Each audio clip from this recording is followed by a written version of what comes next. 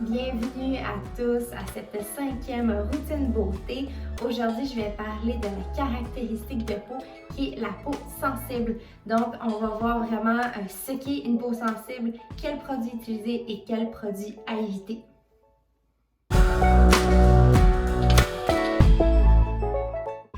J'espère que vous allez bien. Donc aujourd'hui, je vais parler de qu'est-ce que la peau sensible, mais aussi quels produits à éviter et à prioriser. Donc premièrement, la peau sensible, il faut comprendre qu'il y a diverses façons d'exprimer la sensibilité d'une peau.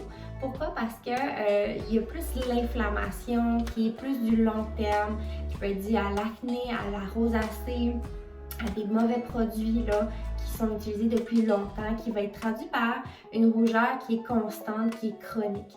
Tandis qu'il y a la sensibilité aussi qui va être sporadique, qui va être lorsqu'on applique un masque par exemple qui est trop fort et qu'on va avoir une réaction cutanée, que ça va chauffer, une crème, un nettoyant, peu importe, qui va vraiment induire une réaction allergique par exemple, ou une réaction de chaleur et très très inconfortable.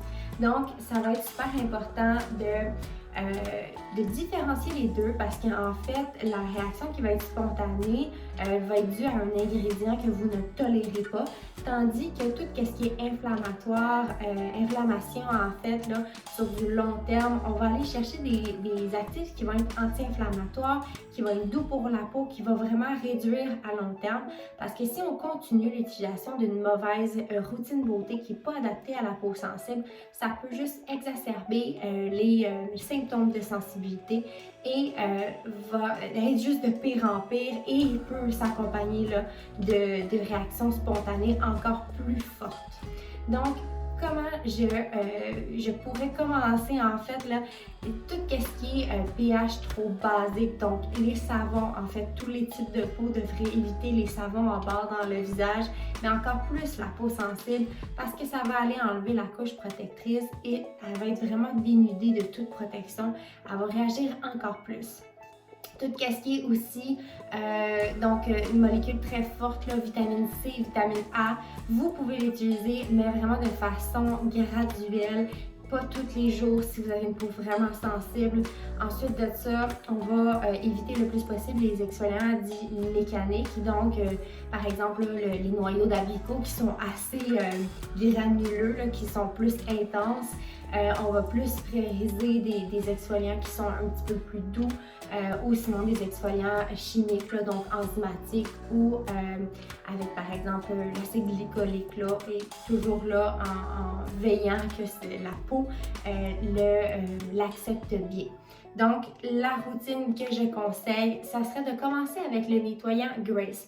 En fait, ce démaquillant et nettoyant-là est en crème, est vraiment adapté pour les peaux sensibles parce qu'il a été testé dermatologiquement et je l'ai testé aussi dans mes yeux. Il n'y a aucun problème. En fait, c'est une crème qui évite là, le double nettoyage. Quand on a une peau sensible, ça serait à éviter.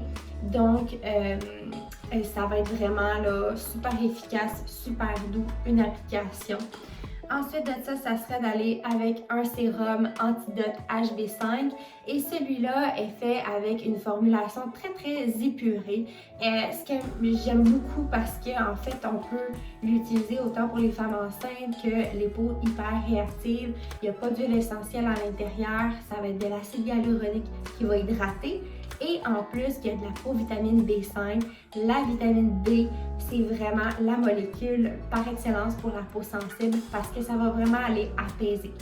Donc, ensuite de ça, on va terminer avec une huile Antidote 3 qui est anti-inflammatoire. Elle contient de l'extrait de caprier et c'est une molécule super anti-inflammatoire en plus avec la macération de calendule à l'intérieur. Donc, ça va être vraiment parfait pour aller apaiser.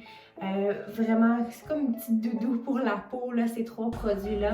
Donc, ça va être vraiment de faire attention.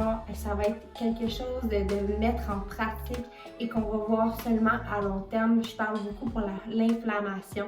Donc, j'espère que ça vous a aidé et n'hésitez pas à mettre vos questions en commentaire. D'ici là, bonne semaine.